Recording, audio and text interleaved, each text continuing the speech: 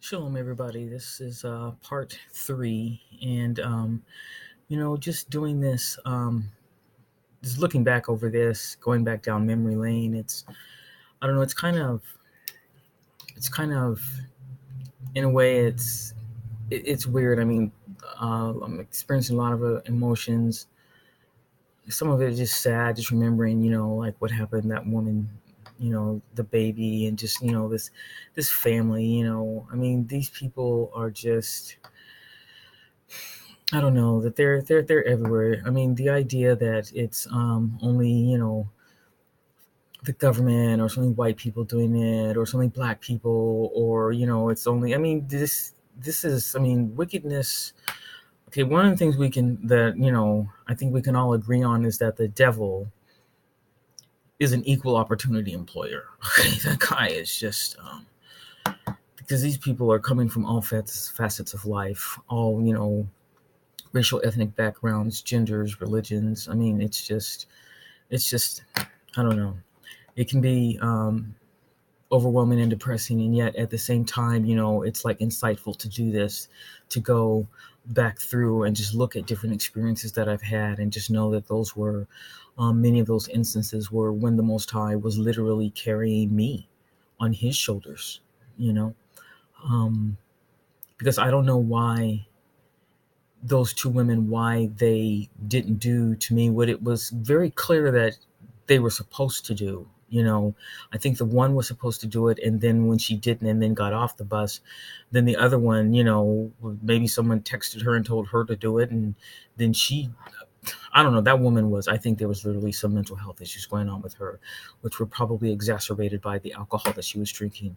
But that she would choose to deal with it in the way that she did was just, it was sicked, and it was just so cruel. I mean, it's like, I don't know. I don't know. But anyway, so I just sharing, those experiences. I mean, I've got more. I mean, and I guess the reason I'm doing this is because it just, when I watched the video of the fellow who was talking about, how he was, felt like he was going to be kidnapped and murdered, and he had trusted in some people who he thought were, fellow T.I.s. And, from what he shared, I guess they pretty much rejected him or abandoned him or something. And, I mean, I don't know, I never had that experience, but definitely, being disappointed in people, who, wearing their masks, many of them, approached me, became, friends who I thought were friends, and then just because of, like I said, experiences that I had early on in my life, and having done recovery, I had a little bit more resilience, and so I could spot them. It was a tad bit easier to spot them, but the ones that were really hard and that really just still got through the guard, were those who wore the right mask, and said the right things, they knew the right phrases and stuff. And I thought that they were friends, and that was just really disappointing, when people who you think, that should know better, you know, and yet I don't know, they turned out to be, just really just, vicious, predators, vicious, were able to lie on me and just, malign me. And I just, it was just vicious. It was really vicious. And I just, I don't know, but that's, the scripture says, don't put your trust in man, just don't do it. And now I see why. And I think, looking back, I think the Most High did that to me, allowed me to go through that, so that I now at this point in my life do have that conviction, that I will cling to Him, that He is, the source of living water, that He is the foundation, not man, because these people can come and go, but He is the constant. He is the that steady constant in my life, and I prefer it that way. And I had, other experiences. I can remember getting into I shared, I think, in previous video where I had gotten through a transitional housing program. I was in, I got a place, and I remember they would do like a pest control, they would come through and, spray for, roaches and stuff like that. And on several occasions, I noticed that, like, I don't know if it was every unit, but in my unit, I noticed that, like, within at least half a day after spraying, the heat would come on. And they have these like coiled, furnaces, these little, you see them in some of those movies where it's like a coil, like metal coils, and maybe sometimes it's about like, like yay big. It's like sits in the corner, and it's like a water heater, or that's steam. I think it's steam is what it is. But I noticed that it would come on, like it could be in the middle of July, and the freaking heat would come on, and it was always like half a day after they had sprayed. And at one point, I can remember I was, in school, and I was, they came in and they said, "Hey, we need to spray." And I was like, yeah, sure. And I can remember the guy, he sprayed, and then he was standing there talking to the person from like the front desk who had the clipboard. And he had the like the handle thing, where here's the nozzle down here, and here's where his hand is, and it kind of comes down like this. And he was holding it down, and I noticed that like a drop of it like dropped onto the carpet, and I was like, I didn't say anything because I didn't, but for some reason, I don't know, just the spirit just, pointed that out to me or something, and I just noticed that. And so they left, went on, doing whatever it was they were doing. And then, like, about maybe 6 hours later, the heat came on. And, of course, I did what I always do. I lift, opened the windows, put in the little portable screens, and was just like, whatever. And, like, because I was in school and I was painting, I used to, like, paint. Like, I would just stay up and paint for, like, hours, just hours and hours and hours. So it was like maybe like 1 or 2 in the morning. And I remember I got up and I went to the bathroom, and I came out of the bathroom and I walked by and I looked down, and for some reason, I just remembered, oh yeah, this is where that guy, some of that stuff dripped onto the carpet. And so I kind of looked, and I looked again, and then I bent down and I got down on my knees and I looked at that carpet, that area. And in the middle of that area where that drop had dropped out of the nozzle, I noticed like 1 or 2 teeny tiny, like, I'm going to say embryonic cockroaches. They were literally forming in the midst of that supposed pesticide. And I just went, you gotta be kidding me. And so for some reason, because this is the way I am, this is the mindset, I left it there. Because I'm like, I need to really make sure of this, because, leaping to a conclusion and then just, running, the sky is falling, now hit me on the head, it's got to be because the sky is falling. No, I ain't doing that. I left it there, and I went back and I painted some more, and I came back to it a few hours later, and lo and behold, those little embryonic little cockroaches were now about the size of like a teeny tiny, teensy tiny cockroaches. And I realized that dude had not sprayed my unit along the baseboards. He had not sprayed to get rid of pesticides. That guy had sprayed there and basically sprayed all along the boards, the baseboards of my unit. It was an SRO, single resident occupancy, with bugs. And so I went through, and I wiped it all off, and it was just those were some of the things that, because obviously, I was being targeted. And I noticed that, like, down in the lobby, in one corner of the lobby, they had a, it was like a floor plan of each floor. And that was supposed to be one of those, where you look and it says you are here, and then it has where it's, all of the different exits. It's supposed to, I guess it's like a fire code that you put it there. I noticed that there was a red dot on my unit, and I think maybe one or two more on a couple of different floors. One time when I was in there, I had in that building, I had a like a bedboard, and I had just some like patches and stickers and stuff, and I knew not to like peel the backing off of the stickers and literally stick them on the board so that they would adhere, because it wasn't my bedboard, so I didn't want to be charged for that, for damage. So I left the back on, and I put like masking tape and just kind of like stuck it on like that. And I was this was after another time when they had sprayed. And so by then what I had learned to do was, because we had like to comply with like the rules and stuff, I had to let them spray. So what I would do, I would just, let them come in and spray, and then I would just wipe it up after they left. I'd be, okay, thank you. Okay, right on now. Okay. Then I would just, get some soap and water and wipe it off. You know what I mean? That's what, I learned to do. Something that I'd learned just years prior, before this, before it became really obvious that this is what I was going through, that I was a targeted individual.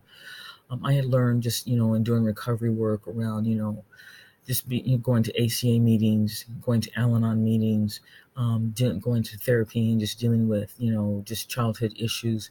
I learned to just, as that saying goes, keep it simple. It's pointless to try to make, a really big deal, and going down to the front desk and you're gonna get a lawsuit and this is what you're doing to me.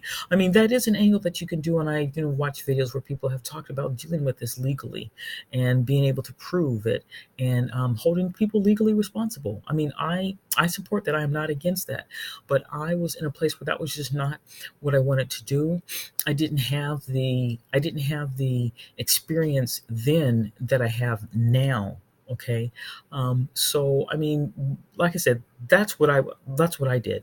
I just wiped it off. I would just, wipe it off, and just keep it going. But they either got wise to that, or decided that, these little stalkers, like I said, they're committed to this. Boy, these are some dedicated people. Okay, some of them are just, crazy and, just sicked, and, their own lives are a shambles. But boy, when it comes to targeting their victims and getting their victims, they are just, oh boy, man, could you imagine if they were that way with every facet of their own life? I mean, some of them would probably be, pretty dynamic, but they're not. Okay. So one of the things that what they did a second time that I caught them doing was, like I said, I would put the stickers and the patches, on my the bedboard, but I would use masking tape.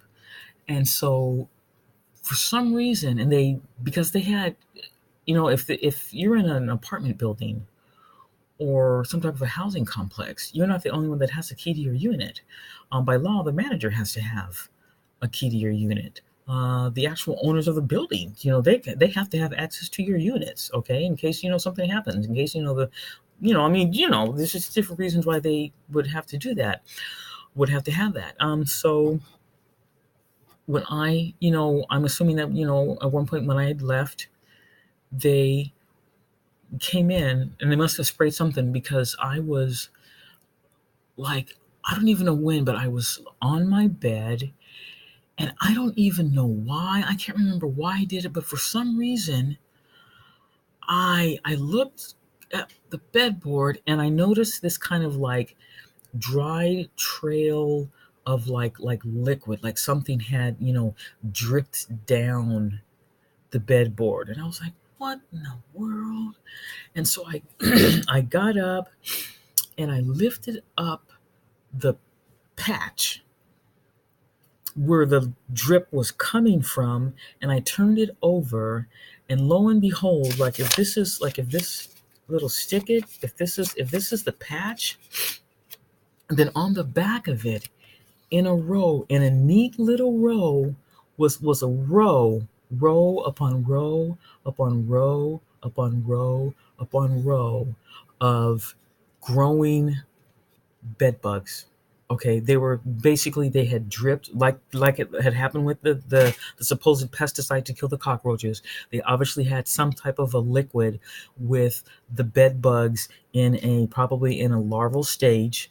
Okay, and they had just dripped it, you know, on there. And then, of course, because it was like a material, and anybody who knows anything about bed bugs, that's where, that type of material, woods, cloths, that's where, certain types of leathers, that's where, they can cling to. And it had done that. And it was starting, they were starting to go through whatever larval stage they go through, becoming bed bugs. And of course, because they were on the bedboard, they would have then from there spread out and gone down into the wood and into the mattress, and I would have been dealing with bed bugs. So, I took it and I threw it away and I checked all the other patches and then I just took the patches off, and I just, I mean, it was just things like that. Those are things that I've had to deal with, being lied on. I mean, at this point in, see, this is where, I learned the lesson of, staying with the Most High, because at that point I didn't. Okay, when I got to the West Coast, I pretty much, fell away, and stopped reading my Bible. I wasn't praying as much. And keep in mind that at this point, I was still using the pagan name Jesus. I still believed that the Most High was white and that His Son Jesus was white. I mean, I was one of those types of Christians. I had been raised with that mindset that black people are from the line of Ham. I believed what I was told, and yeah. So I mean, but I had fallen away from that, and I had was just, in school and, just, living my old, Rasta hippie punk rock, lifestyle, and knowing by this time, of course, that I was being targeted, but I didn't know, which is what I said in one of my very first videos. I didn't know that it was this common, and I didn't know that there was literally like names and such for it. I didn't know that part. I just thought, okay, there's satanic wicked people out there, and they attack people, and, and target people, and I'm one of the people that they're messing with. And, they, whenever they come around, they'll always have like some type of red article of clothing. And, one of the things that they would do is they would whistle. It was like they wanted to get my attention. Okay, the attention seeking stuff, and I knew that they would, maybe have like a red car, or, like some, I mean, I got that part, but I didn't know that it was like as widespread as it is. I didn't know that. And I didn't know that there was like terminology and stuff for it. But so I had, fallen away from the relationship that I had started to cultivate with the Most High.